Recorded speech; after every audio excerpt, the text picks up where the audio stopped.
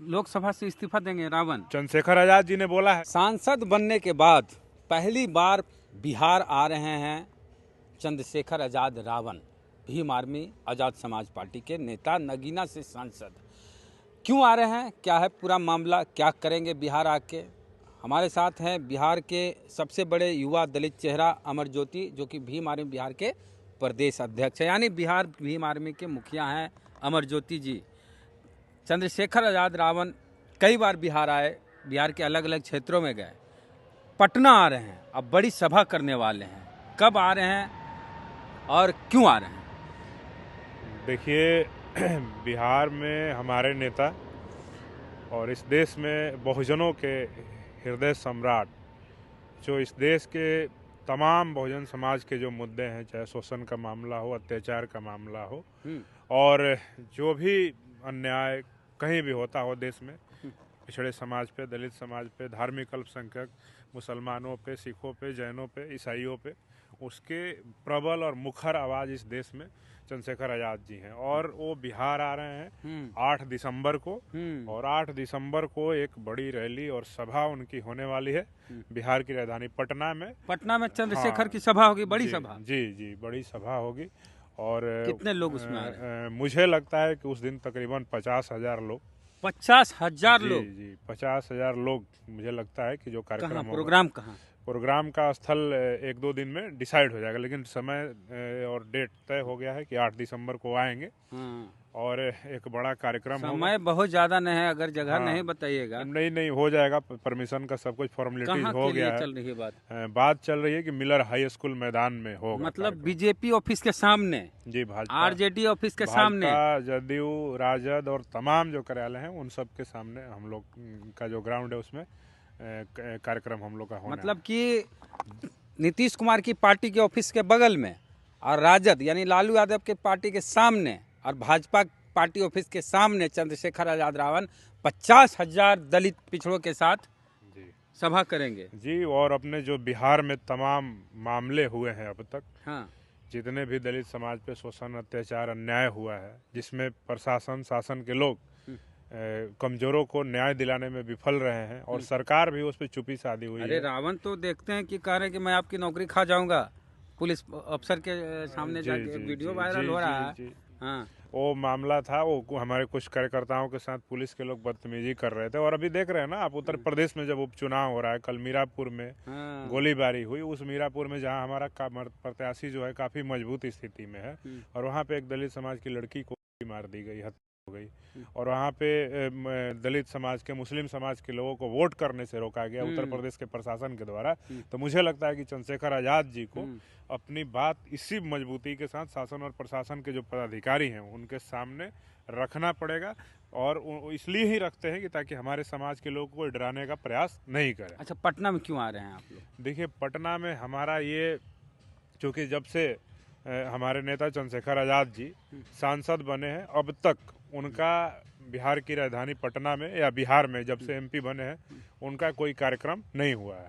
तो ये संगठन का एक मतलब कि एक साल में एक जो कार्यक्रम होता है उस तरह का एक रूटीन कार्यक्रम भी है, और हमारे कार्यकर्ताओं का और पूरे बिहार के जो बहुजन समाज के, अनुसूचित जाति जनजाति समाज के जो लोग हैं, पिछड़े समाज के लोग, मुस्लिम समाज के लोग, उन सब के आग्रह पे, विशेष आग्रह पे उन्होंने समय दिया है कि 8 दिसंबर को मैं आऊँगा और सारे लोगों से आ करके मैं। अच्छा, एक सवाल ये है कि अगले साल बिहार में विधानसभा का चुनाव है, बड़ा चुनाव है, तो क्या भीम आर्मी का, आज़ाद समाज पार्टी का गठबंधन तेजस्वी यादव की पार्टी आरजेडी या कांग्रेस के साथ होनी है?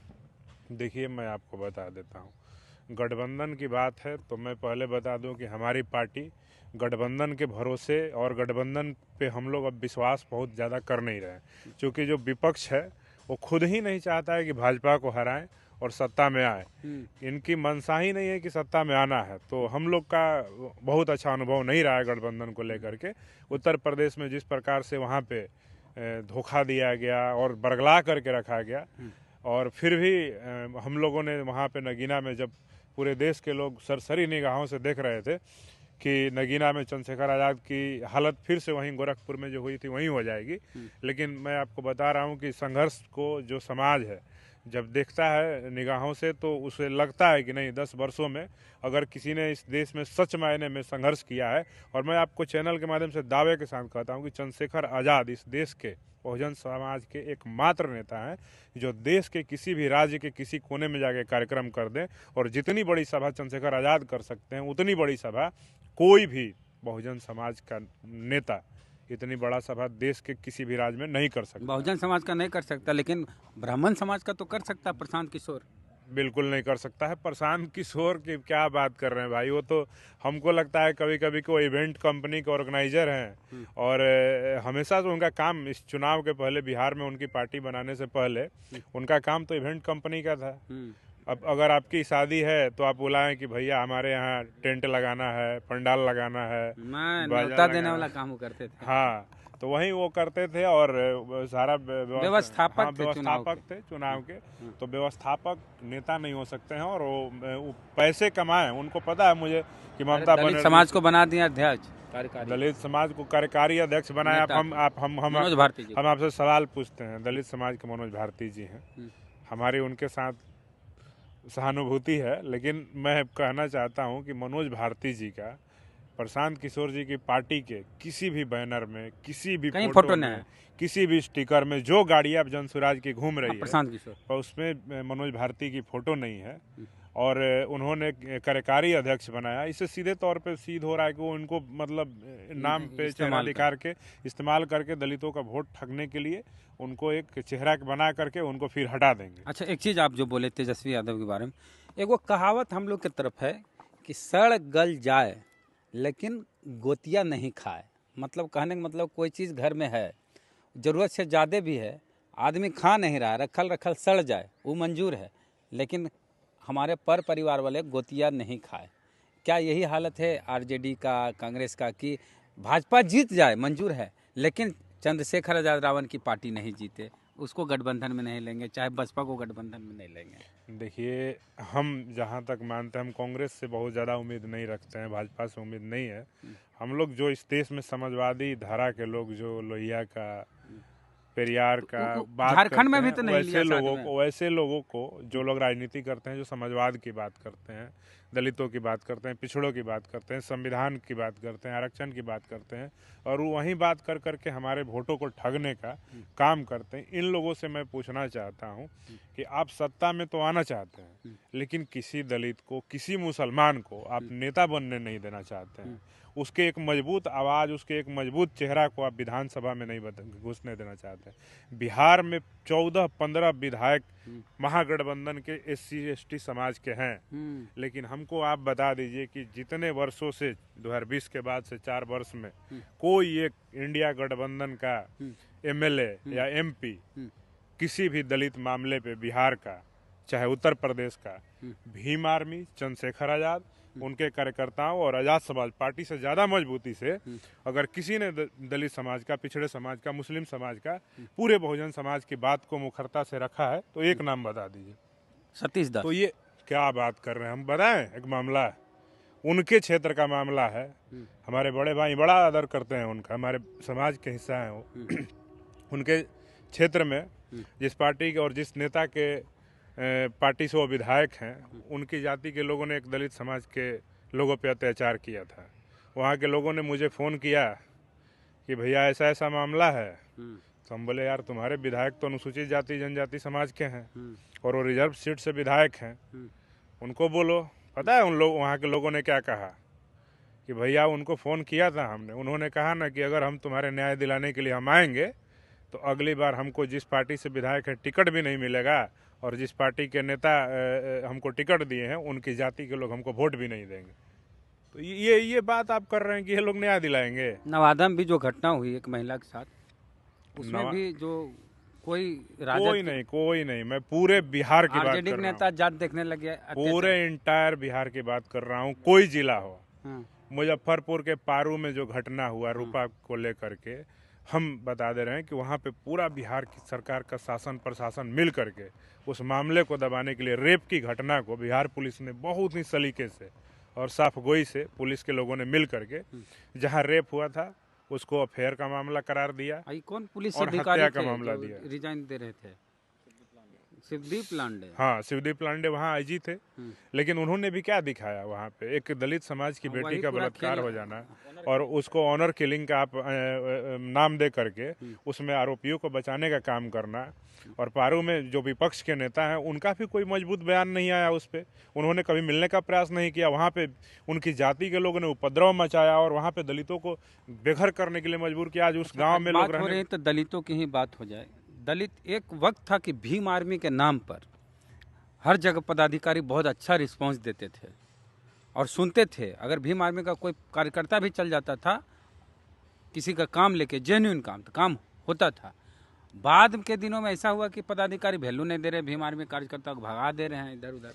देखिए, मैं पहले क्या अब का था, मामला अलग हुआ। पहले क्या था, बीच में क्या हुआ, हम उस पे नहीं जाएंगे। लेकिन मैं जितना दिन से भीम आर्मी में कार्य कर रहा हूँ, बिहार पुलिस का कोई भी पदाधिकारी हो, चाहे वो डीजीपी साहब ही क्यों नहीं हो बिहार के, मैंने अभी किसी भी मामले में प्रशासन को फोन किया है तो मैंने अभी तक नहीं देखा है ना कि किसी शासन प्रशासन के अधिकारी, पदाधिकारी, थानेदार, पुलिस अधीक्षक, डीएसपी अगर भीम आर्मी के कार्यकर्ता को या दलित समाज के जो भीम आर्मी का गमछा लेकर के चले जाता है उसको धमकाने का काम करते हैं।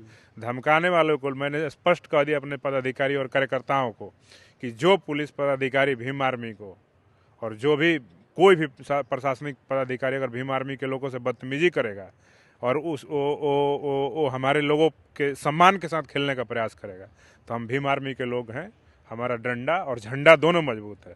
वो शासन प्रशासन के लोग कान खोल करके सुन ले।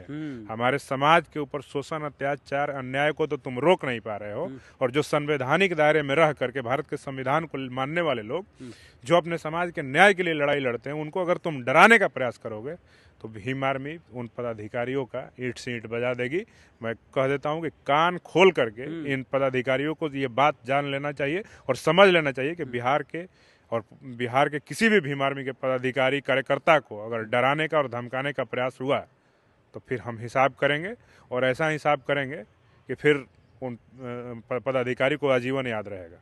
याद है। अच्छा, एक बिहार का सवाल ले लेते हैं। अभी चाचा भतीजे में तू में हो रही। चाचा मतलब पशुपति चाचा और भतीजा मतलब चिराग पासवान।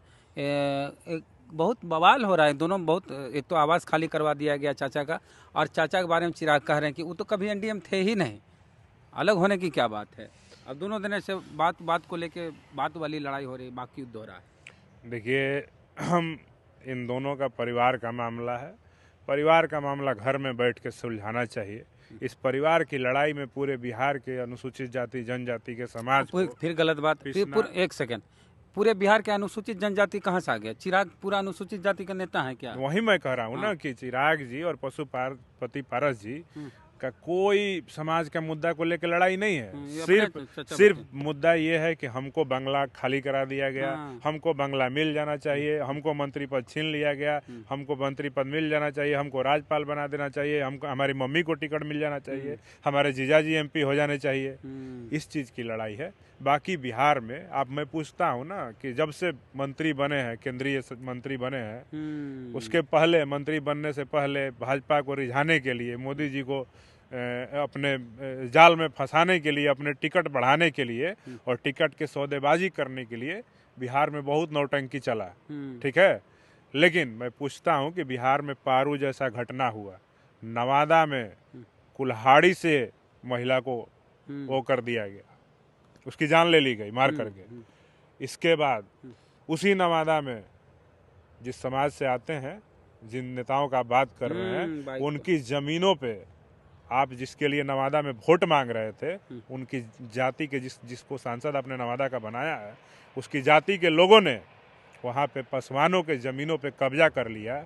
उनके लिए लड़ने के लिए आप नहीं गए हैं? ये पेरिस जाते हैं। हाँ, तो अब कहीं भी जाए हमको उससे मतलब नहीं है। बहुत पैसा है, कितना वो मंत्री रह करके कमाए, हमको उससे क्या लाभ है। हमारा मुद्दा ये है कि बिहार के अनुसूचित जाति जनजाति समाज पे शोषण, अत्याचार, अन्याय हो रहा है और अगर अन्याय अत्याचार हो रहा है, अखबार में भी छप रहा है, यूट्यूब पे भी चल रहा है, सोशल मीडिया न्यूज में भी चल रहा है और ये देख करके अगर आप आंख मूंद करके बैठे हुए हैं तो धिक्कार है ऐसे मंत्री पद पे। कहते थे ना अभी मैं 1 महीने पहले का एक बयान देखा कि बिहार में उन्होंने एक बड़ा उनकी पार्टी का कोई हॉल में कार्यक्रम था जिसमें उन्होंने कहा कि दलित समाज के सम्मान और स्वाभिमान पे अगर खतरा होगा, आरक्षण पे खतरा होगा तो मैं पद को लात मार दूंगा। कहे थे ना। हरियाणा का चुनाव का रिजल्ट आया किसके फेवर में? भाजपा के फेवर में आया ना। मुख्यमंत्री कौन बने वहाँ? नायब सैनी बने ना। मुख्यमंत्री बनते ही अगले दिन उनका आदेश आया कि हरियाणा पहला राज्य होगा जो वर्गीकरण लागू करेगा, और उन्होंने सारे अपने सामान्य प्रशासन विभाग के माध्यम से सारे विभागों को आदेश जारी कराया कि वर्गीकरण स्टार्ट कर दो, उपवर्गीकरण स्टार्ट कर दो। तो हम पूछना चाहते हैं कि समाज को ठगना बंद करना चाहिए ऐसे नेताओं को, और अपने आईना कुछ बोलने से पहले सोचना चाहिए। या तो इस्तीफा दे दीजिए, और नहीं तो मंत्री पद पे बने हैं तो उसके लिए माफ़ी मांग लीजिए। दो बड़े चेहरे हैं दलित समाज से, एक चिराग एक रावण। कौन बड़ा नेता है दलित समाज का? बड़ा नेता कौन? आप तो बोलिएगा रावण। तर्क दीजिए। देखिए दलित पैदा हो जाना, दलित नेता हो जाना नहीं हो जाता है, ठीक है। आप दलित पिता के पुत्र हो सकते हैं, लेकिन दलित समाज का आप नेता होने में बहुत फर्क है। आप पूरे देश में आप ओपिनियन करवा लीजिए, मैं कुछ भी नहीं कहूँगा। मैं पूछ रहा हूँ सवाल, SC/ST एक्ट पे चिराग पासवान जी समाज के साथ थे या भाजपा के साथ थे? भाजपा के साथ रहे हैं, भाजपा के साथ थे। हर मामले में वर्गीकरण, हर मामले में भाजपा संविधान के रहे, साथ कानून रहे नहीं रहे, सारे आरक्षण रहे, मामले। क्या मतलब? अन्याय अत्याचार पे सरकार का बचाव करते हैं। कांग्रेस की जब सरकार थी, वो हनुमान है मोदी, तब क्या इस पे हाँ, ज्यादा? तो सीधे तौर पे अब इसी से प्रतीत हो जाता है कि चंद्रशेखर आजाद हर दिन अपने समाज पे हो रहे शोषण, अत्याचार, अन्याय पे बात रखते हैं। और अभी उन्होंने कल मैं सुन रहा था कि उन्होंने एक उत्तर प्रदेश में चुनाव में बयान दिया है कि मैं 24 तारीख से सदन चालू हो रहा है, उस दिन जब जाऊंगा तो देश भर में जितने भी दलित समाज पे मामले हुए हैं अत्याचार अन्याय का, उसको लेकर के सदन में बात रखूंगा और सरकार से सवाल पूछूंगा कि इनको न्याय कब मिलेगा। अगर सरकार सक्षम होकर के उसका जवाब देने में हिचकिचाएगी तो मैं इस्तीफा भी दे दूंगा। हाँ। इतना बड़ा बात चंद्रशेखर आजाद जी ने कहा है। अगर किसी इस देश के 131 SC/ST सांसदों में कुबत है तो बोले। 131 में लोकसभा से इस्तीफा देंगे रावण। चंद्रशेखर आजाद जी ने बोला है कि अगर हमारे समाज के ऊपर हो रहे शोषण, जुल्म, अत्याचार, अन्याय पे सरकार संवेदनशील होकर के उनको न्याय नहीं दिलाएगी, हमारे लोगों पे अत्याचार अन्याय नहीं रुकने का काम करेगा, तो चंद्रशेखर आजाद को इस्तीफा देने के लिए भी अगर आवश्यकता पड़ी तो इस्तीफा देंगे। चलिए, तो लंबी बातचीत हो गई। बिहार में जो युवा में जो सबसे बड़ा चेहरा है नेता में, विधायक और सांसद, मतलब विधायक सांसद तो ढेर हैं बिहार में दलित समाज के, जो नेता हैं दलित के युवा में, अमर ज्योति अभी उभरता हुआ चेहरा है। अभी बिहार में देखे तो युवा में सबसे बड़ा चेहरा है, पासवान समाज से आते हैं। और इन्होंने जो बातचीत कही भीम आर्मी प्रदेश अध्यक्ष के नाते, उस पर आपकी क्या राय है? प्रतिक्रिया अपनी दीजिए कमेंट बॉक्स में। जय भीम, जय भारत।